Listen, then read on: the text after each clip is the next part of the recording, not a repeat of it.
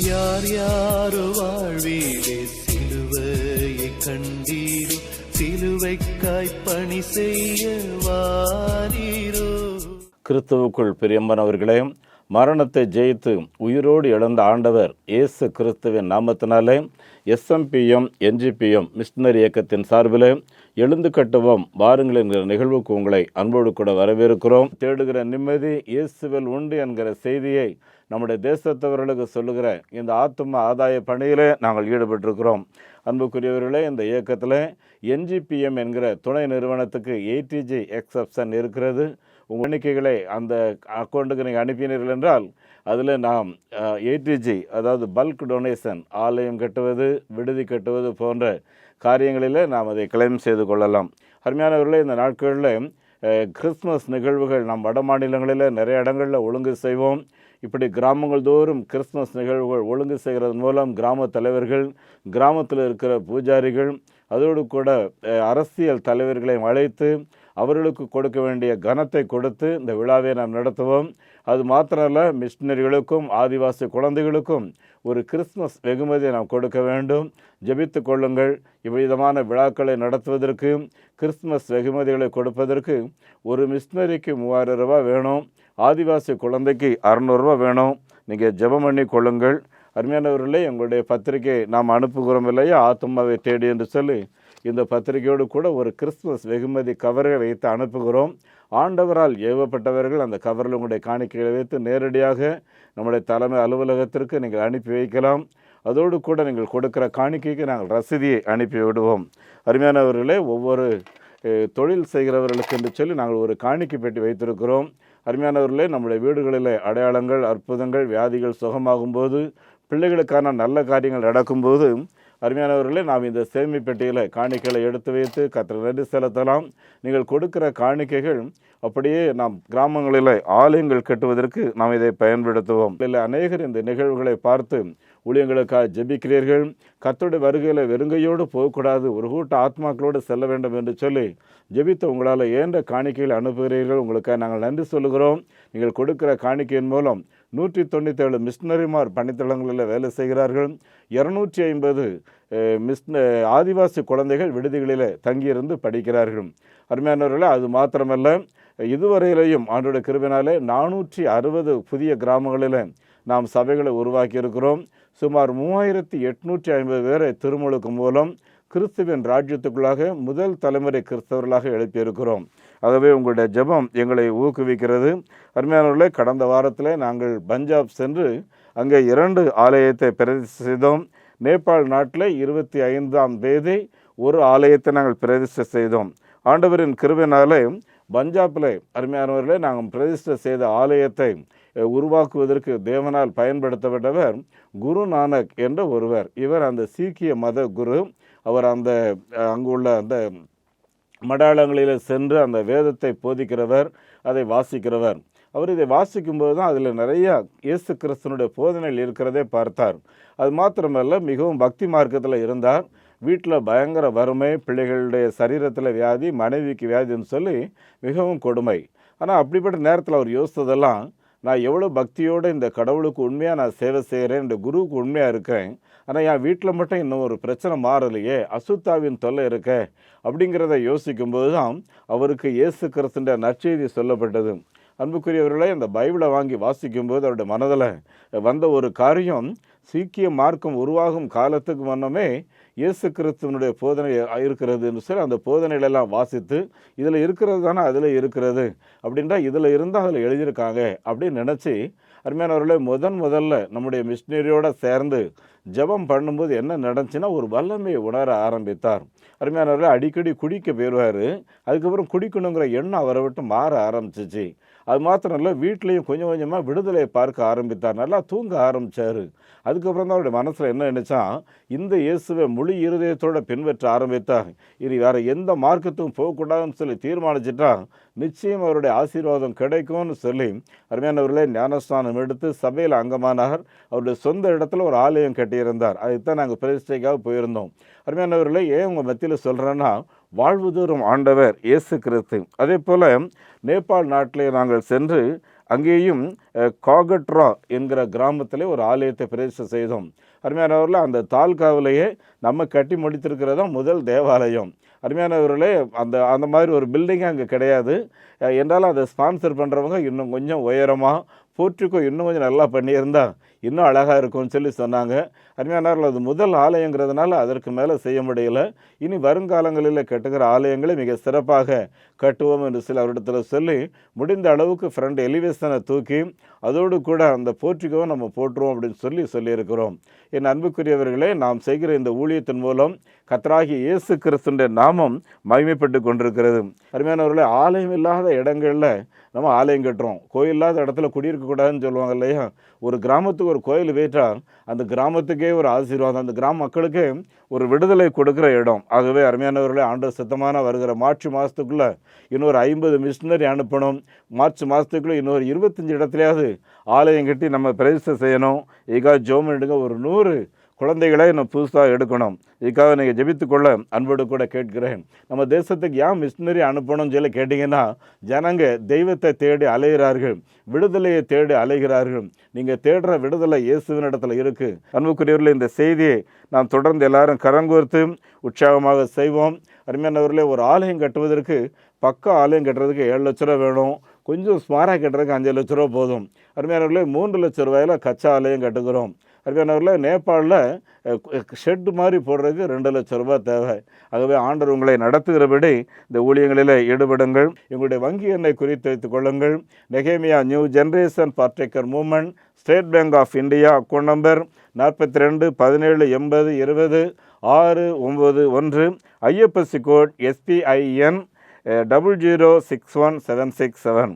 அதே போல் salvation mission partaker movement SMPM, south India bank 08860 73 000 169, IFSC code SIPL 0000 எங்களுடைய தொலைபேசி எண் 9043 867550 94473 7550. என் அன்புக்கு பிரியமுள்ளவர்களே, இப்போது நாம் பூமியில் வாழுகிறோம். முதல் மனிதன் குடும்பம் தன்னை உருவாக்கிறவருக்கு கீழ்ப்படியாமல் நமக்கு 2 மரணமும் வந்துவிட்டது. முதல் மரணத்தை யாராலும் ஒன்றும் பண்ண முடியாது. ஆனால் 2வது மரணமாகிய மரணத்துக்கு விடுதலை கொடுக்கத்தான் இயேசு முடியும். அவர் அதற்காகத்தான் இந்த பூமிக்கு வந்தார். பாருங்கள், கர்த்தர் தன்னை போல் முதல் மனிதனை உருவாக்கி பூமியில் முழு அதிகாரத்தை கொடுத்து தனக்கு கீழ்ப்படிந்திருக்கிற ஒரு கட்டளை கொடுக்கிறார். அதை வாசிப்போம். ஆதியாகமம் 2ஆம் அதிகாரம் 17ஆம் வாசனம். ஆனாலும் நன்மை தீமை அறியத்தக்க விருட்சத்தின் கனியை நீ புசிக்க வேண்டாம், அதை புசித்த நாளிலே நீ சாகவே சாவாய் என்று கட்டளையிட்டார். சாகவே சாவாய் என்றால் கீழ்ப்படியாமல் போனால் பூமியில் மரணம் உண்டு. இது முதல் சாவு. பாவத்தோடு மரித்தால் ஆக்கினை நிறைந்த மரணமாகிய நரக வாழ்வு. இதை 2ஆம் சாவாக சொல்லிதான் சாகவே சாவாய் என்றார்.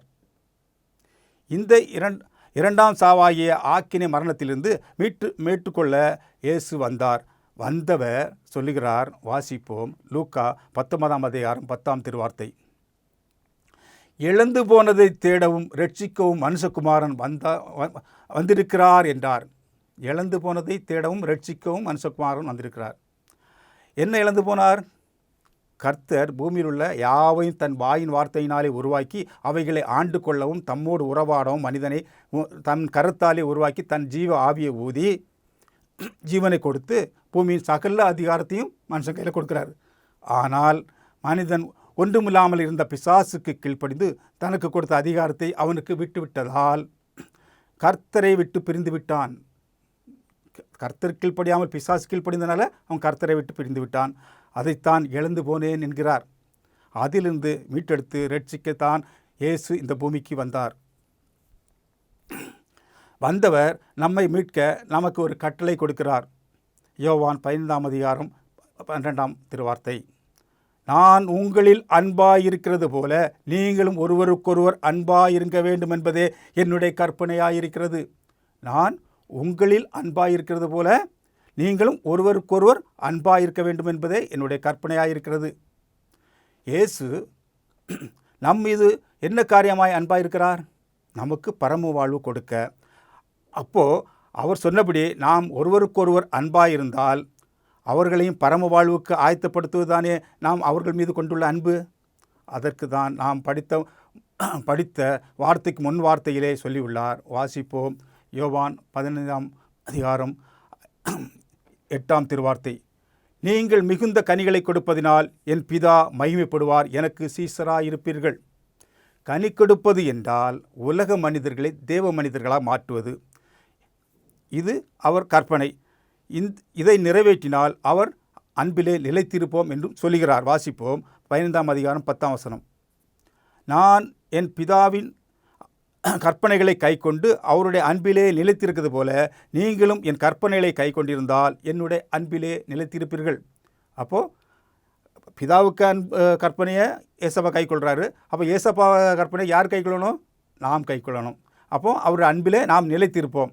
அப்போது அவர் கற்பனையை கை கொண்டால் அவர் அன்பிலே நிலைத்திருப்போம். இப்படி சொன்னவர் நம் பாவங்களுக்காக சிலுவையில் மரித்து உயிர்த்து பரமேறி நமக்கு ஒரு ஸ்தலத்தை ஆயத்தப்படுத்துவதற்கு செல்கிறார். அவர் ஆயத்தப்படுத்திவிட்டு திருப்பி வருவார். வந்து நம்மை தேர்வு செய்து அழைத்து செல்ல திரும்பி வருவது தான் இரண்டாம் வருகை. இரண்டாம் வருகை என்னது? நம்மளை தேர்வு செய்து திருப்பி அழைத்துட்டு போகிறது. அந்த வேளையில் நாம் எப்படி தயாராக இருக்க வேண்டும் என்பதையும் ஓமையாக ஆண்டவர் சொல்லியுள்ளார். லூக்கா 19ஆம் அத்தியாயத்தில் அது சொல்லப்பட்டிருக்கு. இதை வாசிப்போம். லூக்கா 19ஆம் அதிகாரம் 12ஆம் வசனத்தை வாசிப்போம். பிரபுவாகிய ஒருவன் ஒரு ராஜ்யத்தை பெற்றுக்கொண்டு திரும்பி வரும்படி தேசத்துக்கு போக புறப்பட்டான். தன்னை பிரபுவாக சொல்லி பரமராஜ்யத்தை பெற்றுக்கொண்டு திரும்பி வரப்போவதை சொல்லிவிட்டு அடுத்த திருவார்த்தைகளில் சொல்கிறார். அவரால் உருவாக்கப்பட்ட மனிதர்கள் நம்ம எல்லாரையும் 10 பேராக பிரித்து ஒவ்வொருவருக்கும் ஒவ்வொரு ராத்தல் திரவியம் கொடுத்து நான் திரும்பி வருமளவும் இதை கொண்டு வியாபாரம் பண்ணுங்கள் என்கிறார். அதில் திரவியம் என்று சொல்வது என்னது? அவரை நாம் அறிந்து கொண்ட இரட்சிப்பின் நாமத்தை சொல்கிறார். என்னது திரவியம்? என்னது? அவரை அறிந்து கொண்ட இரட்சிப்பின் நாமம். வியாபாரம் பண்ணுங்கள் என்றால் நாம் அவரை அறிந்து கொண்ட நாமங்களை ஊழியத்தின் மூலமாக சொல்லுவதுதான் வியாபாரம் பண்ணுவது. அவரை அறிந்து கொண்ட நாமத்தை நாம் ஊழியத்தின் மூலமாக மற்றவர்கள் சொல்லுவதுதான் வியாபாரம் பண்ணுவது. தொடர்ந்து வாசிக்கும்போது 7 பேர் அதை ஏற்றுக்கொள்ளவில்லை. இது யாரை குறிக்கும்? அவரை ஏற்றுக்கொள்ளாத உலக மனிதர்களை குறிக்கும். ஒருவர் அதை கொண்டு 10 ராத்தல் அதிகமாக சேர்க்கிறார். இன்னொருவர் 5 ராத்தல் அதிகமாக சேர்க்கிறார். இது இவர்களுக்கு கொடுக்கப்பட்ட திறமைக்கு தக்க அவங்க ஜனங்களை இரட்சிப்புக்குள் கொண்டு வருகிறார்கள் என்பதுதான் அர்த்தம். அது மற்றொருவர் அதை சீலைக்குள்ளே மறைத்து வைத்துவிட்டார். இது யாரை சொல்கிறார் என்றால் உலகமாய் வாழுகிற கிறிஸ்தவர்களை சொல்கிறார். இந்த மனிதர்கள் அவர் நாமத்தை அறிந்தவர்கள்தான். ஆகவே காரணமும் சொல்கிறார்கள். உலக கிறிஸ்தவர்கள் காரணமும் சொல்கிறார்கள். பாருங்கள், லூக்கா 19ஆம் அதிகாரம் 20ஆம் திருவார்த்தையில், பின்பு வேறொருவன் வந்து, ஆண்டவரே, இதோ உம்முடைய ராத்தல், இதை ஒரு சீலையிலே வைத்திருந்தேன். ஏன் அப்படி சொல்கிறான்? வாசிப்போம். லூக்கா 19ஆம் அதிகாரம் 21ஆம் திருவார்த்தை. நீர் வைக்காததை எடுக்கிறவரும் எடுக்காததை அறுக்கிறவருமான கடினமுள்ள மனுஷன் என்று அறிவேன், உமக்கு பயந்தேன் என்றார். வைக்காததை எடுக்கிறவர் என்றால் இயேசு வைக்காதது எது? இயேசுகிட்ட இல்லாதது. அவர்கிட்ட என்ன அவர் வைக்கல? பாவம். அவர்கிட்ட பாவம் கிடையாது. அதை அவர் யாரிடம் எடுக்கிறார்? அவரை ஏற்றுக்கொண்ட பிள்ளைகள் மத்தியில் தான் அதை எடுக்கிறார். இது அவருடைய ஊழியத்தை நாம் செய்கிறதுக்கு உடனாளாக இல்லாமல் இருந்தால் அவங்கெல்லாம் யார்? நரகத்துக்கு போகிறவங்கள தான் காணப்படுவாங்க. நாம் கிறிஸ்துவை அறிந்துவிட்டால் உடனே நாம் நித்திய ராஜ்யத்துக்கு போய்விட மாட்டோம். அவர் சொல்ல கட்டளையை நாம் நிறைவேற்ற வேண்டும். அப்படி நிறைவேற்றினால்தான் நாம் அங்கே செல்ல வேண்டும். இப்படியாக இயேசுவின் 2ஆம் வருகை இருக்கிறபடியால் நாம் பரம அழைப்புக்கு ஆயத்தமாக அந்த 2 பேரை போல, யார் 10 தாலந்து 10 ராத்தல் 5 ராத்தல் சம்பாதிச்சாங்களே, அந்த 2 பேரை போல நாம் கொடுக்கப்பட்ட தாளந்துக்கு ஏற்றபடி கர்த்தரின் ஊழிய காரியத்தில் முக்கியத்துவம் கொடுத்து பூமியில் நாம் சிலவற்றை இழந்து அவர் பணியை செய்து பரலோக அழைப்புக்கு ஆயத்தப்படுவோம் என்று கூறி முடிக்கிறேன். கர்த்தர் மகிமைப்படுவாராக. ஆமேன். இந்த மாபெரும் நற்செய்தி பணியில் ஒரு ஆதிவாசி குழந்தைய நீங்கள் 600 ரூபாய் கொடுத்து படிக்க வைக்கலாமே, உங்களால் ஏன்ற தொகையை கொடுத்து ஒரு ஆலயங்கள் கட்டுவதற்கு தீர்மானம் எடுக்கலாமே, உங்களுடைய பங்குகள் என்ன?